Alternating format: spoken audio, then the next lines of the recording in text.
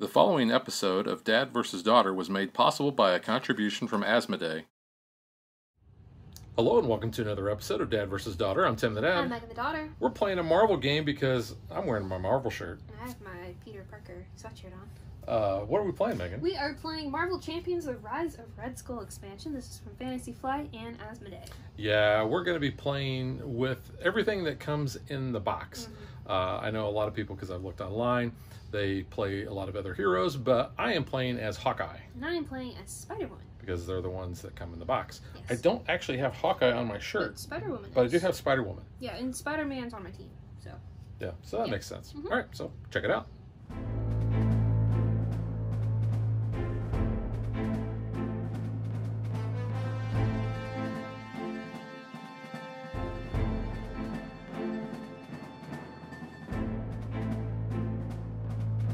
Since this is set up as a campaign, we couldn't actually really do a playthrough on camera. So what we want to do is we want to talk about essentially the characters that we get in the box, because that's who we used in the campaign. We're going to talk about each of the different villains and the extra cards kind of as we go along. So if you're already familiar with the cards that are in here, you can skip ahead using the little thing at the bottom and get to where our review is at. But first, I am going to talk about my character, which was Hawkeye. And that's not Hawkeye Pierce from MASH. It is Hawkeye in the purple suit that runs around. Would Tony Stark call him Legolas? Yeah. So his alter ego is Clint Barton. So you can see he's got a hot rod there. Essentially what he can do when he is in his alter ego form is he can look for Hawkeye's bow, because Hawkeye really is not anything without his bow. When you flip him over, you're going to see that he's got some pretty weak stats, I think. 1 thwart, 2 attack, and 1 defense. And his ability is quick draw, which allows him to exhaust himself, and then he can ready his bow. The reason why he does that is because every time he fires an arrow, he exhausts his bow, and his arrows really are his main weapon here. He's got several different types, but there's only a couple of each copy, and I'll show you those as we go through there. He has an obligation, which is his criminal past, which I don't really know a whole lot about Hawkeye. Do you know why he had a criminal past? I don't know, maybe it was something that happened in Budapest. We don't discuss Budapest. I just remember it very differently. So there is Hawkeye's bow, and he is in his purple outfit. The other thing that is really part of what you really need to make Hawkeye successful is his quiver. His quiver is going to allow you to basically look at the top 5 cards of your deck, and any arrows you have, you're going to be able to basically put in the quiver and then use those like you have in your hand. The problem is you have no way to search for the quiver like you do Hawkeye's bow using Clint Barton's action. So you may never actually see this, or you may not see it until you've exhausted all your arrows, and that, that amount of time, that quiver is then useless. He's got Mockingbird, who is his, what do they call it? His signature ally. Yeah. And then you can see here are his arrows. He's got a sonic arrow, and that's going to do 3 damage and basically confuse an enemy. There's 2 copies of that. The explosive arrow, which is the one I really like, you're going to deal 3 damage to the villain and each minion that's engaged with that player. And remember, that doesn't have to be just me using Hawkeye. I could actually use it, and I have several times when Megan has had a bunch of minions. So it's useful for clearing those out. We have the electric arrow, which is going to stun the enemy and do 3 damage to him. We have the cable arrow, which is used to basically remove thwart off of the schemes. And then the powerhouse one, the vibranium arrow, which deals 6 damage, and it has piercing. So if the villain or one of the minions has tough, it basically gets rid of that and still does damage to that. He's got a couple of extra upgrade cards. He's got Expert Marksman, which makes using an arrow cost 1 less. We have his Nemesis, which is Crossfire. Again, I don't know much about him. I don't either. And then he's got his basically Nemesis deck. So he's got his side scheme there. He's got his rifle and a couple of sniper shots. And then Hawkeye, in his form here, it suggests and comes with his own leadership deck. So you can see all the different cards that are part of the leadership. We have a couple other allies. So we have U.S. Agent, ready for action, gives allies tough. We have War Machine, who sadly I never seem to like I can get War Machine out, because when I'm Hawkeye, I only have a hand size of 5, and he costs 4 to get out. Then you have a couple other basic cards, Earth's Mightiest Heroes, Genius, Strength, Energy, that sort of thing. So that is Hawkeye. Now, Megan's been playing as Spider-Woman, so she's going to tell you all about her. So that is Jessica Drew, which I know absolutely nothing about her whatsoever. But her kind of special ability here is that you choose 2 aspects instead of 1 during your deck building, and you must include an equal number of cards from those aspects when you build your deck. So we have the same size deck. So she can recover for 3, and her action here is look at the top card of any deck, limit once per round. I don't really use that much, because normally if I'm her, like if I'm the alter ego, I'm normally just recovering, but most of the time I'm flipped to be Spider-Woman. So she has kind of some weak stats as well, just 1 thwart, 1 attack, 1 defense. She has superhuman agility, which is an interrupt. So when you play an aspect card, Spider-Woman gets +1 thwart, attack, and defense until the end of each round, or end of the round, limit once per round, for each aspect. And then she has her obligation card, so uncertain loyalties give to that player when it comes up. So you can either flip and choose to remove this from the game if you exhaust her, or you place 3 threat on the main scheme and you discard this obligation. I feel like these are like really kind of easy to do compared to the obligations that we had when we were playing the core set. Yeah. But I don't know. Her signature ally, is Captain Marvel there, because apparently they're like best friends in the comics. I do not know. So we've got her.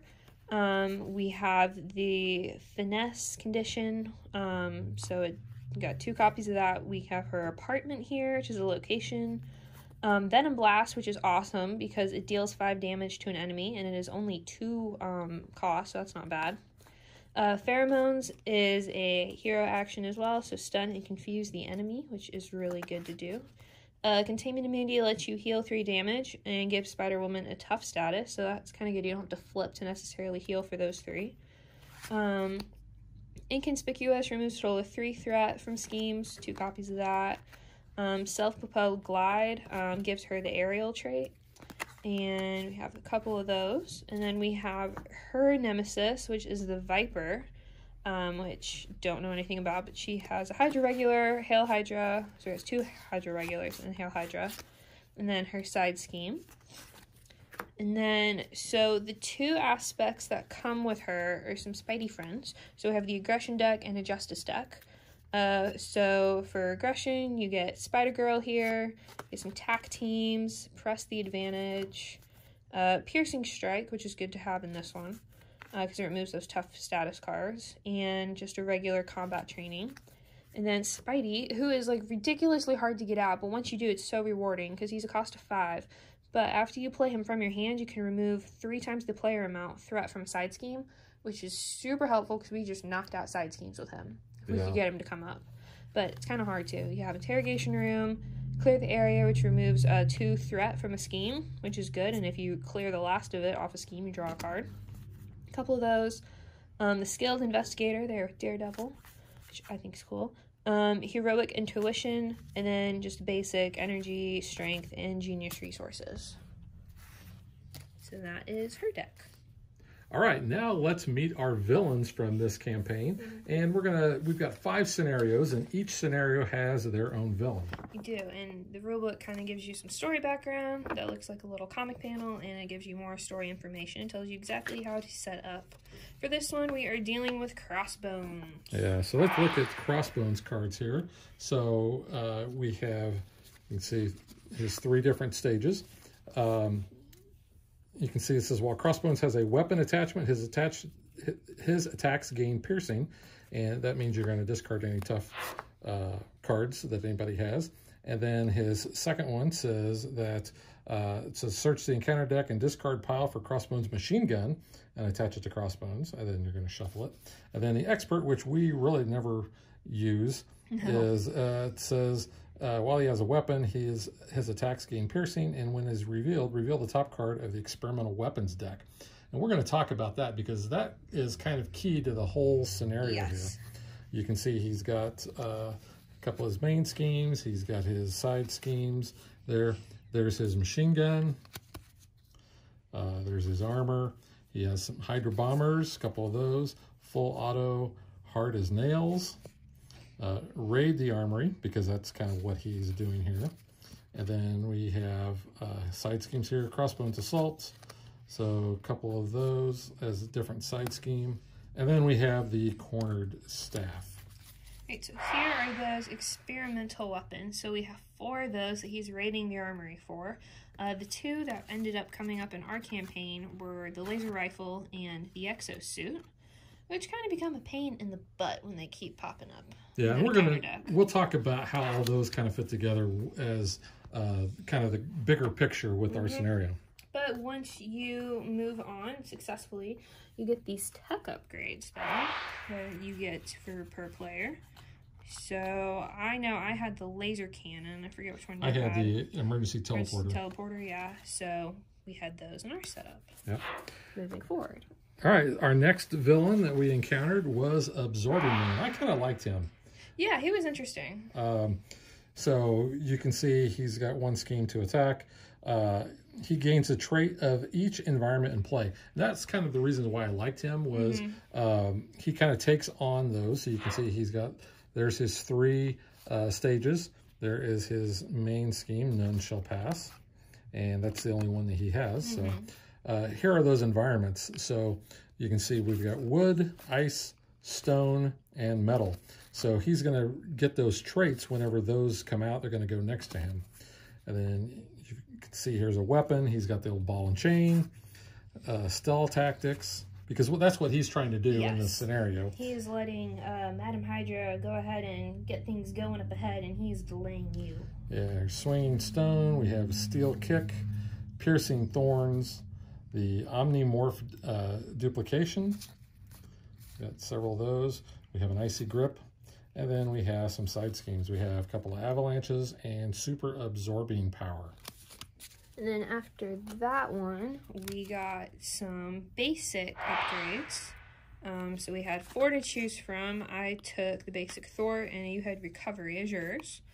But you get those once you have the victory. Alright, so once you move on from that, we're like, oh no, something's took over the Avenger Tower. And that would be the villain from the Black Widow movie that constantly keeps getting delayed. So we have Taskmaster. So you can see, again, 1 scheme to attack. So we've got 3 versions of him. There, we've got his main scheme, hunting down the heroes. And again, that's the only main scheme that he has. But essentially what he's going to do is he's going to take some of our heroes from the comics as hostage. We don't know which ones they are. So we have Moon Knight, Shang-Chi, White Tiger, and Elektra.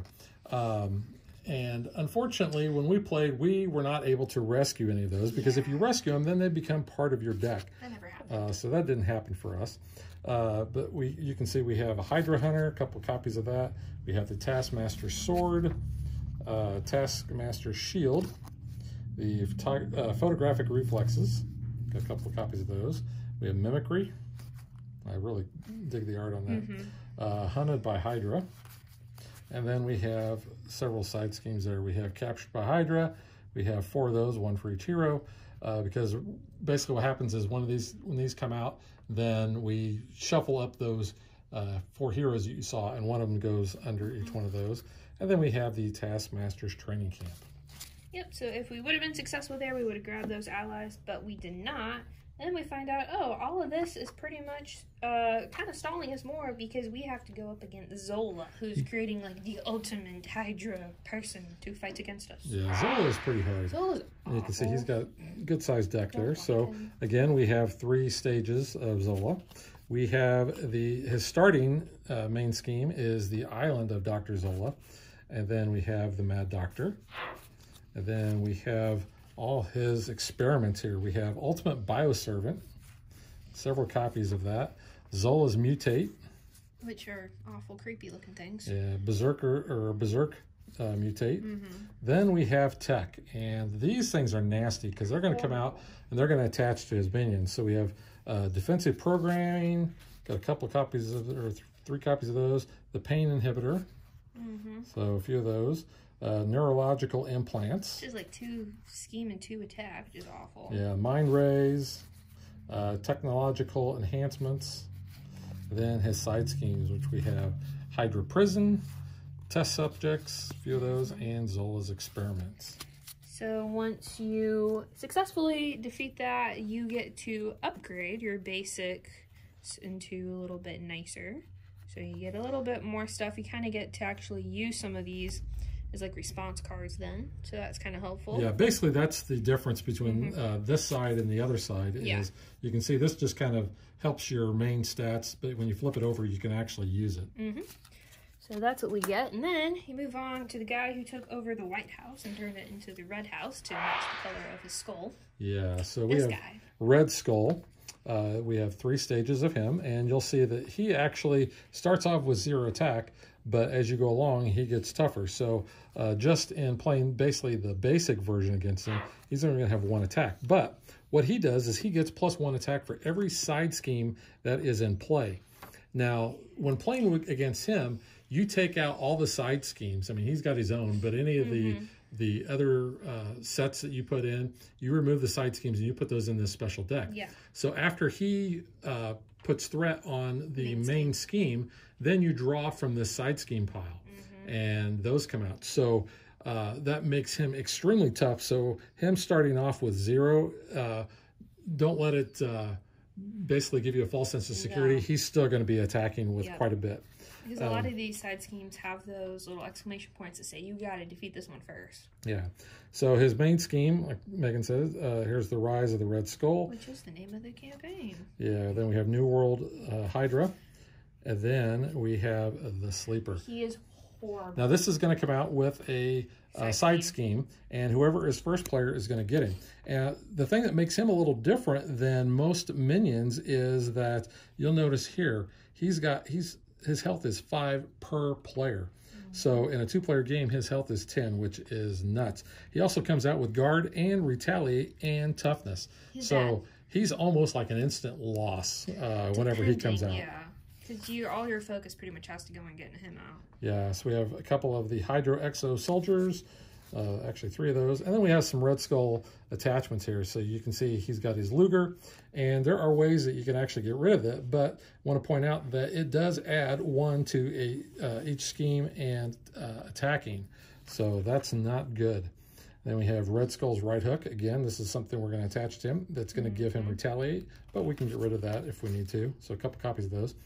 This is a pain in the butt. Yep. Master Strategist, because while this is going to go away after we do this, when he activates, meaning either he schemes or attacks against you, you're going to give him an additional boost card for every scheme in play.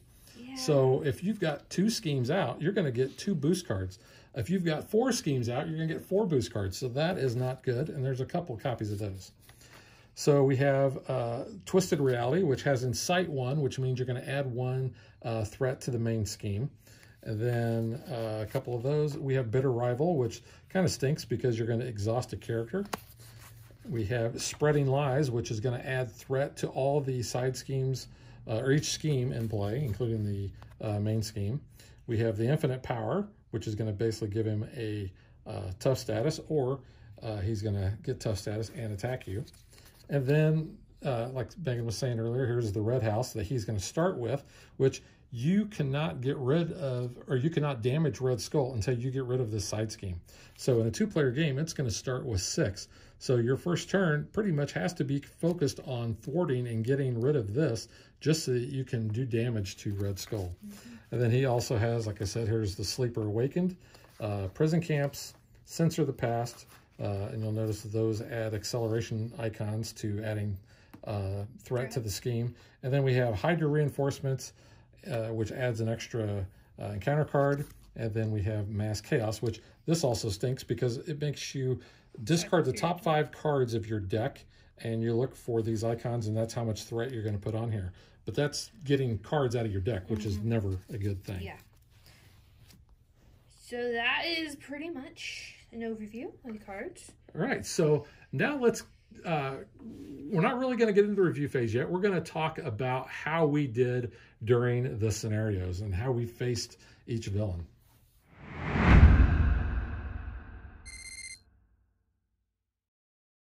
So as you play through the campaign, it's going to have you record some things. Now, you can go out and you can print your own copy off so you don't write on the back of your rule book, because if you're going to play this multiple times through different campaigns using different heroes and such, this would fill up and it would be really messy.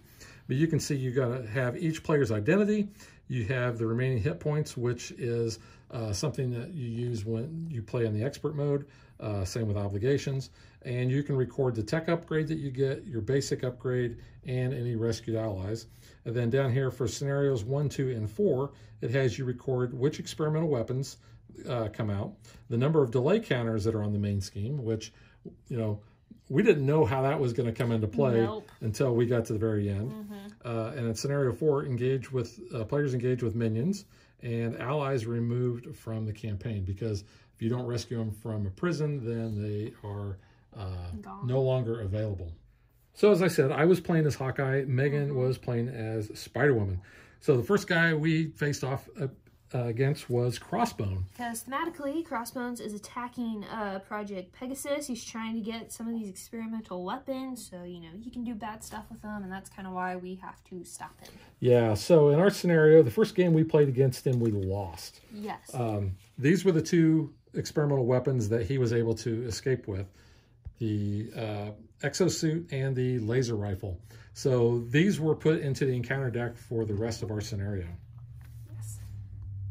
So like I said, we lost the first game against him. We beat him the second game. And we kind of thought, okay, that's all right. You know, we're learning how to kind of get familiar with these cards. It was our first game, so not too bad. And then we kicked butt the next one. Like, all right, we're doing good. Moving on. Next guy was Absorbing Man. So his whole thing was putting delay counters each turn on the main scheme. Because, you know, they have breached Project Pegasus. They've gotten an Infinity Gem. Madam Hydra has, and we're like, oh no, that's not good. But this Absorbing Man guy's in our way, so we kind of got to get through him to move on. Basically, yeah, he was buying time for the main villains. Yes. And like I said, we finished that one. We lost the first game. Yep. We beat him the second game. Like, and we only had 5 delay counters on him. We're like, all right, that can't be too bad. Not terrible at all. Moving on. Next, we faced off against Taskmaster. Because he has taken over Avengers Tower, which is never good.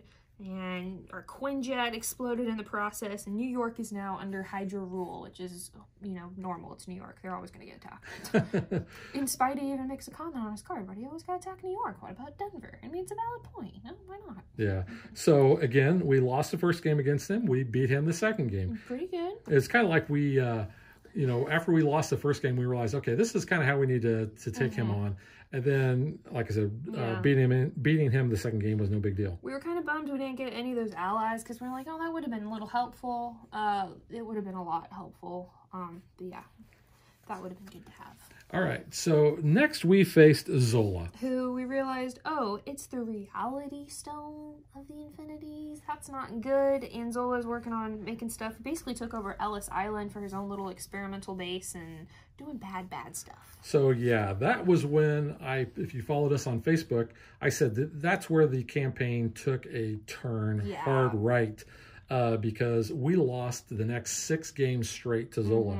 In fact, you were getting pretty... I was getting frustrated. Pretty frustrated. Actually, I was a little frustrated too. Well, we couldn't figure out what we were doing wrong. We were, you know, playing it like once we finished, we lost. Okay, first loss. Okay, get it ready. Do it again. Then second loss. We're like, oh, what's going on? Yeah, so many minions came out. Those berserkers. And they were getting those tech upgrades. We're getting kicked in the teeth. In the end, basically what we had to do was just do brute strength.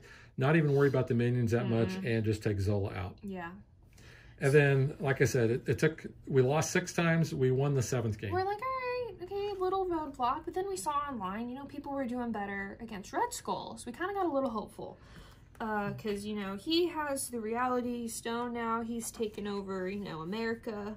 And we're like, all right, that's really not good.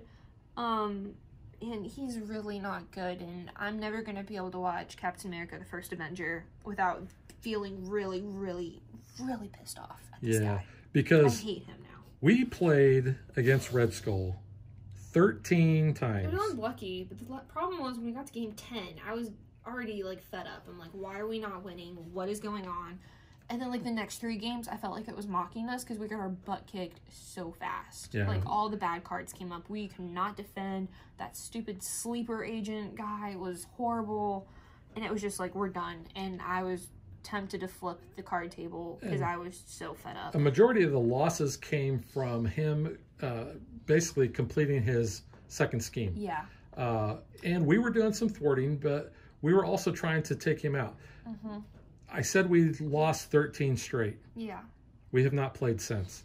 No. At that point, I don't want to play this game anymore. At that point, that was us playing this game 26 straight times over the course of 2 weeks. And we've kind of got to the point where we just, okay, we've played every scenario. We've got to kind of take a step back. The best that we ever did against Red Skull was we had him, and that was about 4 or 5 games ago. Yes. We had him down to only 6 remaining health. And we didn't... And we were okay on thwarting. We got the side schemes done. We would have won that game, except when the next side scheme that came up. Yeah. Because once you only have a handful of side schemes, really. And once you exhaust that side scheme deck, you have to reshuffle the side schemes that you've already defeated and put them into play. The Red House came out, which means you had to get rid of that before you could hit him. Which, unfortunately, we could not thwart. We were prepared to fight, and then I wanted to cry. Had we not had that particular one come out, we would have won. We easily would have won. Because we would have been able to easily do 6 damage. He would have been in negative health at that point. Like, we were way prepared. But unfortunately for us at the moment, Red Skull took over America. He's probably taking over the world. And honestly, let him at this point because I give up. Yeah. So as you can see, this is how our log looked. You can see Spider-Woman, Hawkeye. You can see the upgrades that we got. Where this came in, this delay, this is what you put on in threat counters on Red Skull's starting main scheme. Which 5 honestly isn't terrible considering a lot of his side schemes were 6. So I was like, that's kind of fair. But if you do better going up against the Absorbing Man, obviously that's going to help you out in the long run. But we did not know that when we played. But now we do. But yeah. All right. So that is pretty much it. Everything for the scenarios and how we've kind of played through that. So now that you've heard us tell you everything we went through and all that, let's get to what we think.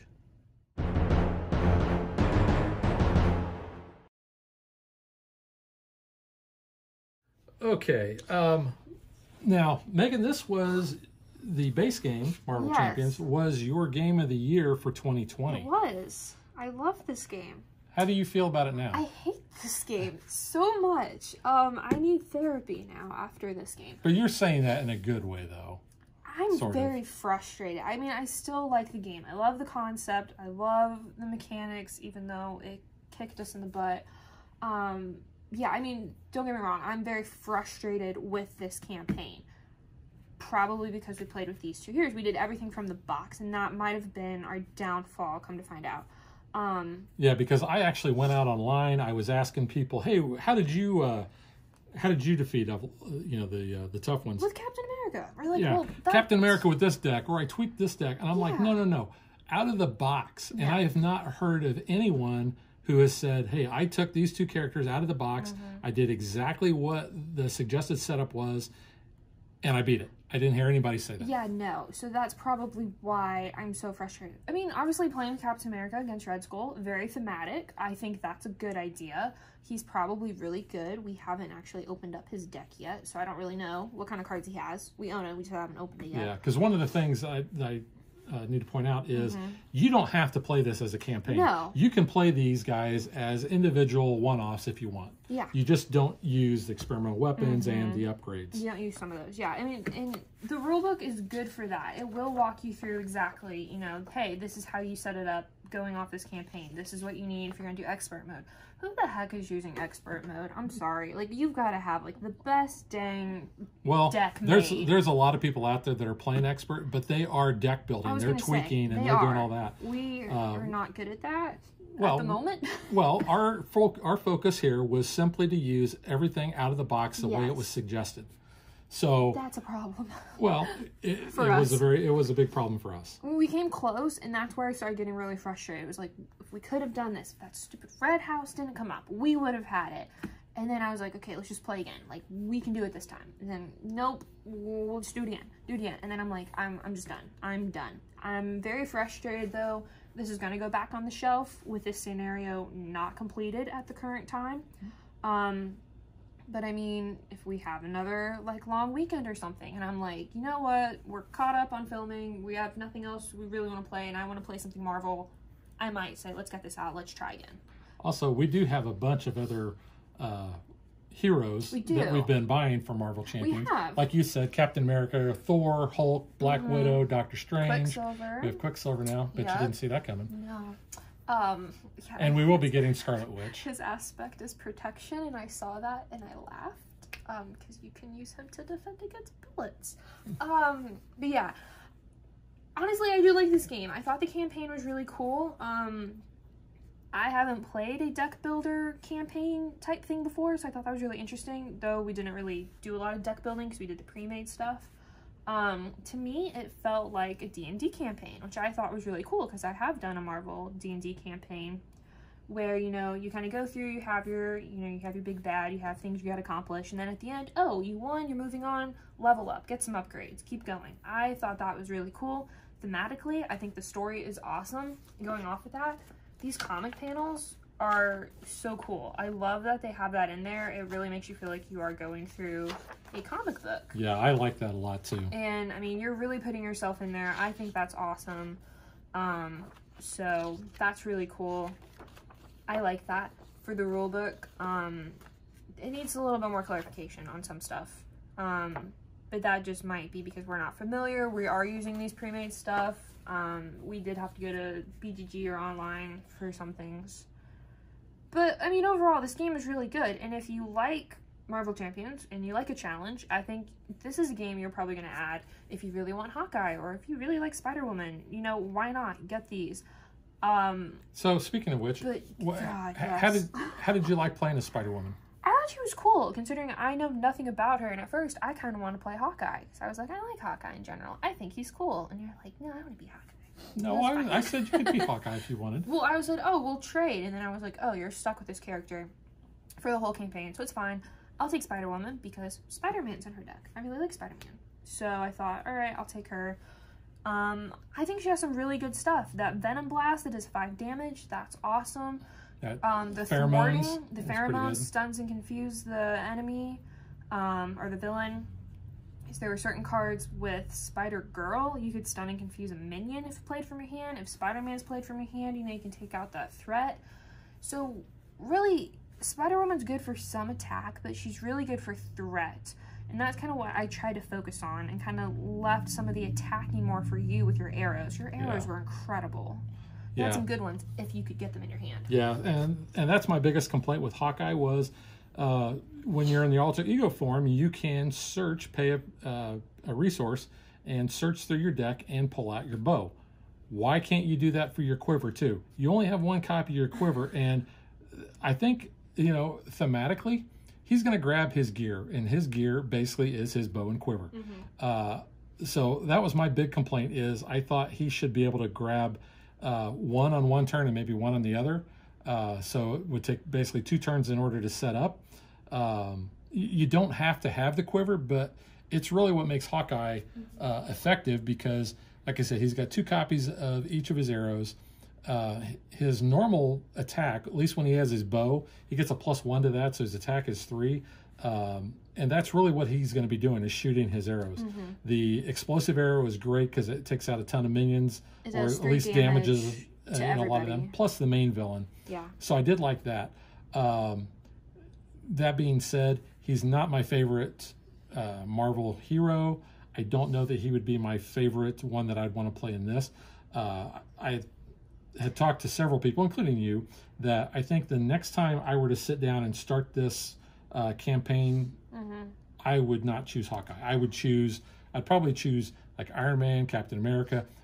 I feel like you have to pick Cap. Maybe even Doctor Strange. Honestly, I feel like Cap's really good. Just, I mean, going on back to the thematics of it, I think he fits. I mean, because, you know, from the movie, we saw Red Skull. I've seen Zola a lot of people are playing Captain America here. And the other thing is they're playing solo. Yes. Solo does matter because... that affects your threat on your schemes. That affects that stupid sleeper I think it agent. makes the villains it makes the villains easier to kill. Now, I also realize that it makes their schemes easier to flip or to advance to the next one. But most of, like I said, most of the things that I saw, people were playing solo, and they were able to defeat Red Skull that way.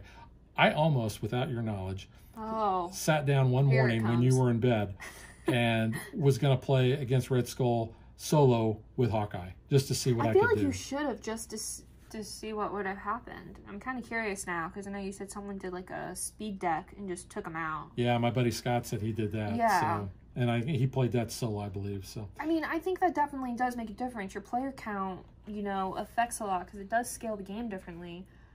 But I almost feel like, you know, if you have more players, that's a good thing. You have more heroes going up against the big bad, and then it's like, well, I think it almost hurts you sometimes. Well, with these two, I don't know that these two really work that great together. There are some heroes that I've heard other people say that, especially when you are building your deck, not using the pre-constructed things, but building, that you can make them work so much better together. And so I think if you want to try to do this out of the box, go for it. You know, kind of like what we did. When you get to these final two guys, you're going to probably have some issues. But when you're able to really hone your characters, then I think you're probably going to do much better. You said you liked the scenario aspect. You like kind of, you know, the overall story. Yeah. That I really liked. I liked the fact that, hey, you know, when we were playing against Crossbones, the weapons that he stole came into play from there on out, you know, with Absorbing Man. It worked. You know, the story grew. The upgrades that we got, you know, and then being able to flip those. Had we been able to get, you know, some of the characters, that would have been kind of nice. It would have helped a little. You know, the extra things that we had, the Hydra Assault and the Hydra Patrol, those were okay. And then, like I said, there's a whole stack of the expert stuff, which I'm not even going to get into because we're not that good of players. I looked at it and I got stressed. Yeah. So I couldn't do it.